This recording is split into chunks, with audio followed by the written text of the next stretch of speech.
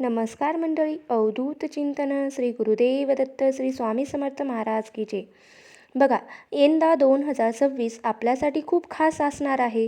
कारण 2026मध्ये धोंड्याचा महिना जगाला आपण अधिक मास किंवा पुरुषोत्तम मास किंवा मलमास म्हणूनही ओळखतो. तर तो आलेला आहे. या शास्त्रामध्ये या महिन्याला पुरुषोत्तम मास म्हणून विशेष महत्त्व दिलं जातं. कारण स्वयं भगवान श्री विष्णूंनी या महिन्याला माझं नाव द्या असं सांगितलेलं आहे. लोक अधिक मासाला धोंड्याचा महिना असंही म्हणतात. या महिन्यात केलेलं जप, तप, दान, धर्म, पूजा, स्तोत्र, पठण याचं फळ अनेक पटीनं वाढतं असं शास्त्रातसुद्धा सांगितलेलं आहे. तर आजच्या व्हिडिओच्या माध्यमातून आपण या वर्षातील सर्वात विशेष आणि सर्वात पुण्यदायी मानला जाणारा हा अधिक मास म्हणजेच पुरुषोत्तम मास किंवा अधिक मास किंवा धोंड्याचा महिना नेमका कधी सुरू होतो आणि कधी संपतो, याचं महत्त्व काय आणि या महिन्यात नेमकं करायचं काय असतं आणि कोणत्या चुका करायच्या नाहीत, तसेच या महिन्यामध्ये कोणकोणत्या महत्त्वाच्या तिथी आलेल्या आहेत हे आपण आजच्या व्हिडिओच्या माध्यमातून जाणून घेणार आहोत. याबद्दलची संपूर्ण माहिती मी आज तुम्हाला देणार आहे, ते पण अगदी सोप्या भाषेत देणार आहे. तर हा व्हिडिओ स्किप न करता शेवटपर्यंत पहा, जेणेकरून संपूर्ण माहिती तुमच्यापर्यंत मिळेल. बघा, वर्षाला 12 महिने असतात, जानेवारी ते डिसेंबर. मग हा एक्स्ट्राचा धोंड्याचा महिना येतो कसा आणि हे कसं ठरवतात आणि कशावरून ठरतो हा धोंड्याचा महिना? चला तर मग आपण जाणून घेऊया. तुम्हाला एक गोष्ट माहीत आहे का? आपल्या वैदिक पंचांगणात अधिक मास, लीप मास वर्षामध्ये एक दिवस वाढतो, पण आपल्या हिंदू पंचांगणात संपूर्ण एक महिना वाढत असतो. हे का होते? कारण वर्ष आणि सूर्यवर्ष यांच्यात जो फरक आहे तो जुळवण्यासाठी हा अतिरिक्त महिना जोडला जातो. चंद्र 12 राशींची प्रदक्षिणा साधारणतः 28-29 दिवसात पूर्ण करतो, तर सूर्य एका राशीत जवळजवळ 30 ते 31 दिवस थांबत असतो. तर दुसरीकडे भारतीय गणना पद्धतीनुसार सौरवर्षात 365 दिवस असतात आणि चंद्रवर्षात 354 दिवस असतात. अशा प्रकारे एका वर्षात चंद्र आणि सौरवर्षात 11 दिवसांचा फरक असतो आणि 3 वर्षात हा फरक 33 दिवसांचा होतो. हे 33 दिवस 3 वर्षांनी अतिरिक्त महिना बनत असतात. हे अतिरिक्त 33 दिवस एका महिन्यात जोडले जातात आणि त्याला आपण अधिक मास किंवा धोंड्याचा महिना असं नाव देण्यात आलेलं आहे. असं केल्याने व्रत उत्सवांची तारीख अनुकूल राहते. तसेच पंचांग आणि हिंदू कॅलेंडर सूर्य आणि चंद्र वर्षाच्या गणनेवर आधारित आहे. अधिक मास हा चंद्र वर्षाचा अतिरिक्त भाग आहे, जो 32 महिने 16 दिवस आणि 8 तासांच्या फरकाने तयार होतो.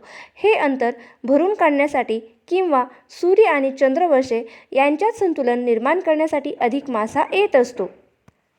जगातील प्रत्येक जीव हा 5 घटकांनी बनलेला आहे. तो म्हणजे जल, अग्नी, आकाश, वायू आणि पृथ्वी.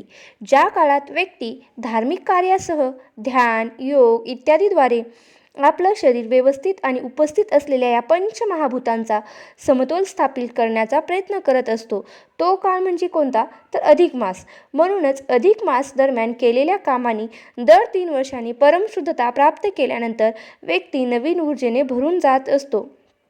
आता इंग्रजी महिन्यानुसार सांगायचं म्हटलं तर 2026मध्ये अधिक महिना हा मेमध्ये आलेला आहे. 17 मे 2026 वार रविवार या दिवशी अधिक मासाला सुरुवात होत आहे.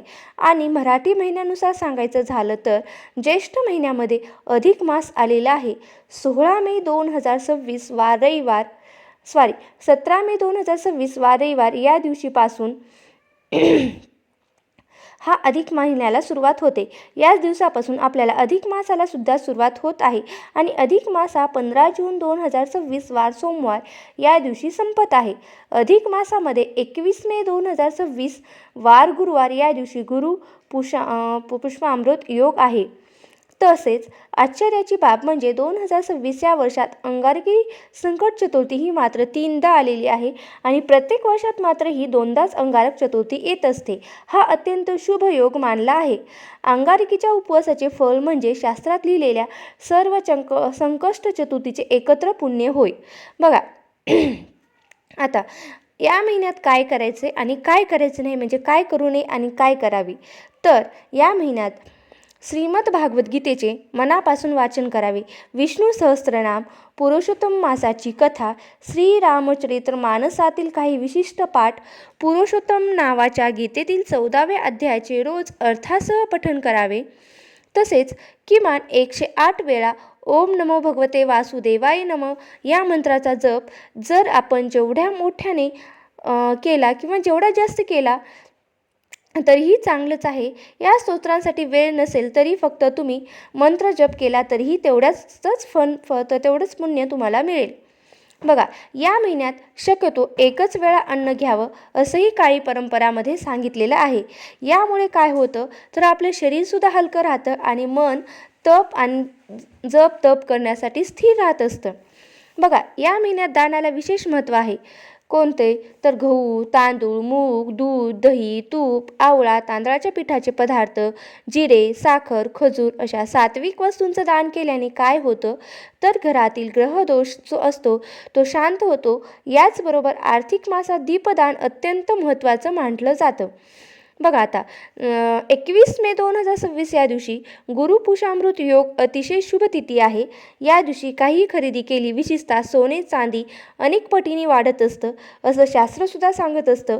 धोंड्याच्या महिन्यात लोक अगदी पायातील जोडवीसुद्धा खरेदी करतात. चांदी हे लक्ष्मीप्रिय असल्याने या दिवशी चांदीच्या वस्तू घ्यायला खूपच चांगलं. तसेच धोंड्याच्या महिन्यात जावाई व मुलीला चांदीचे वाण देण्याची परंपरा अजूनही अनेक घरामध्ये चालते. चांदी हा सात्विक, शुभ आणि मन धन वाढवणारा धातू असतो. या महिन्याला पुरुषोत्तम मास किंवा माधव मास असेही म्हणतात. या महिन्यात केलेली पूजा, जप, दान, पाठ, सेवा या 100 पटीने वाढत असतात किंवा त्याचे जास्त लाभ आपल्याला मिळत असतात. आता या महिन्यात काही चुका केल्या तर त्याचा परिणाम संपूर्ण वर्षभर जाणू शकतो का? म्हणूनच आपण जाणून घेणार आहोत की अधिक मासात कोणत्या चुका अजिबात करू नयेत आणि कोणत्या गोष्टी केल्याने आपले पुण्य कमी होतं. बघा 1. लग्न, साखरपुडा, गृहप्रवेश, नामकरण, मुंडन, मोठी मंगल कार्य, ग्रहशांती ही कामे या काळात टाळली जातात. तसेच या महिन्यात मांसाहार, मद्यपान, कांदा लसूण आणि उडदाचे पदार्थही खाऊ नये. तसेच कोणत्याही नवीन कामाची सुरुवात अधिक मासात करू नये. साधारणतः नवीन कामे, नवीन घरे, नवीन दारांची सुरुवात, नामकरण, गृहप्रवेश, लग्न, मुंज, वास्तुशांती अशी मोठे कार्य टाळली जातात. तसेच विहीर, बोरिंग, तलाव, विहीर खणणे असे कामे करू नये, कारण हा महिना उपासना आणि आत्मशुद्धीचा आहे. 2. हा महिना शांततेचा, जपाचा, सेवेचा. भांडण केल्यास पुण्य नष्ट होते असेही म्हटलं जातं. रोज सूर्योदयापूर्वी उठावे. अधिक मासात ब्रह्ममुहूर्तास उठणे हे अनिवार्य मानले जाते. उशिरापर्यंत झोपणे कमी पुण्य करते. देवघर व देवाची मूर्ती अस्वच्छ ठेवू नये. तिखट वाणी, निंदा, चुगली अजिबात करू नये. करू नये. अधिक मासात निंदा, वाईट बोलणे टाळल्यास खूप पुण्य वाढतं. तसेच वाईट बोलल्यास पुण्य क्षीणही होतं, म्हणजे कमी होतं. विशेषतः अधिक मासात घरातील कचरा साफ करणे अत्यंत शुभ मानलं जातं. काटकसर न करता जास्तीत जास्त दान करावे, कारण अधिक मासात दानाचं पवित्र फळ 100 पटीनं वाढतं. दान टाळणे म्हणजे पुण्य कमावणे. जास्त खर्च, दिखाऊपणा टाळा. हा महिना जोरात खर्च करण्याचा नसून साधेपणा आणि मर्यादेचा आहे. 5. देवांचे व्रत अर्धवट सोडू नका. तसेच सुरू केलेलं जप, व्रत, पाठ अर्धवट सोडणे चुकीचे मानले जाते. मांस, मद्य, तिखट, राग वाढवणारे अन्न टाळा. अधिक मासात तामसिक आहार पुण्य कमी करत असतो. 6. या महिन्यात घरात अंधार ठेवू नये. संध्याकाळी दीप लावून अत्यंत शुभ असतं. तसेच वडीलधाऱ्यांचा अपमान अजिबात करू नका. वृद्धांचा अपमान ही सर्वात मोठा दोष या महिन्यात आपल्याला लागत असतो. बघा उपवास, दान, पारायण, गरिबांना अन्नदान या सेवा आवश्यक करा. अधिक मास हा फक्त एक जादा महिना नाही तर हा जीवन बदलणारा, कर्म शुद्ध करणारा, पुण्य वाढवणारा काळ आहे. या छोट्या चुका टाळल्या तर घरात सुख येईल, अडथळे दूर होतील, मानसिक शांती लाभेल, तसेच धन समृद्धी वाढेल आणि सर्वात महत्त्वाचं म्हणजे भगवान श्रीहरीची कृपा ही तुमच्यावर आणि आमच्यावर नक्कीच राहील. बघा, हिंदू धर्मातील अत्यंत पवित्र मानला गेलेला अधिक मास किंवा पुरुषोत्तम मास बद्दल एक पौराणिक कथासुद्धा जाणून घेणार आहोत, जी आपल्याला या महिन्याचे खरे महत्त्व पटवून देईल. फार वर्षापूर्वी नहुस नावाचा एक अत्यंत पराक्रमी आणि शक्तिशाली राजा होता. त्याच्याकडे अफाट संपत्ती होती. त्याने अनेक मोठे यज्ञ केले होते, दानधर्म केले होते, पण त्याला एक मोठा दुर्गुण होता. तो म्हणजे कोणता? तर गर्व. त्याला त्याच्या पुण्याईचा आणि सत्तेचा इतका प्रचंड अहंकार होता की राजा नहुसाने अनेक दानधर्म केले, पण त्याला अधिक मासाचे महत्त्व कधीच समजले नाही. जेव्हा जेव्हा अधिक मास येई तेव्हा तो त्याकडे दुर्लक्ष करी. त्याने कधीही त्या पवित्र महिन्यात विशेष पूजा किंवा दान केले नाही. त्याला वाटले, मी नेहमीच तर दान करतो, मग यात काय वेगळे, या महिन्याचं काय महत्त्व वेगळं, असं त्याला वाटू लागलं. बघा, काळानुसार राजा नहुसचा मृत्यू हा झाला. त्याच्या पाप आणि पुण्याचा हिशोब झाला. त्याच्या पुण्याच्या तुलनेत त्याचा अहंकार आणि त्याच्या मासाकडे केलेले दुर्लक्ष हे मात्र खूप मोठे पाप ठरले. त्याला स्वर्गातून खाली ढकलण्यात आले. शिक्षा म्हणून त्याला अजगर साप योनीत पुन्हा जन्म घ्यावा लागला.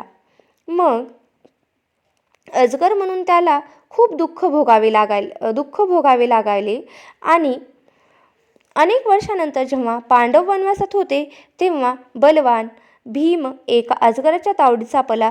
तो अजगर दुसरा तिसरा कोणी नसून शापित राजा नहुस होता. जेव्हा युधिष्ठिर तेथे आला तेव्हा ते अजगराने आपली संपूर्ण कथा सांगितली. युधिष्ठिर हे धर्माचे आणि शास्त्राचे मोठे जाणकार होते.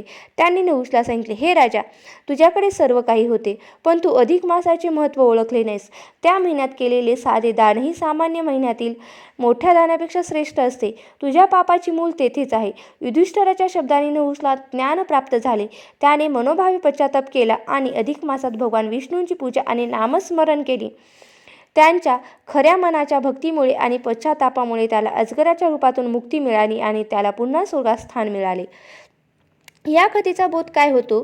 तर अधिक मास हा केवळ कॅलेंडरवरचा अतिरिक्त महिना नाही, तर तो आपल्या पापांचा क्षय करणारी आणि भक्ती वाढवण्याची एक सुवर्ण संधी आहे. या महिन्यात केलेले छोटंसं सत्कर्म ही भगवान विष्णूंना प्रिय असते. तर आजच्या व्हिडिओच्या माध्यमातून तुम्हाला अधिक महिन्याची माहिती दिलेली आहे.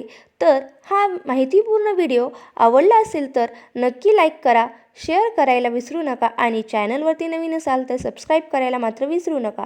आणि मला आशा आहे की तुम्ही हा व्हिडिओ शेवटपर्यंत पाहिला असेल आणि तुम्ही जर व्हिडिओ शेवटपर्यंत पाहिलं असेल तर त्याबद्दल मी अगदी तुमची मनापासून खूप खूप आभारी आहे. धन्यवाद.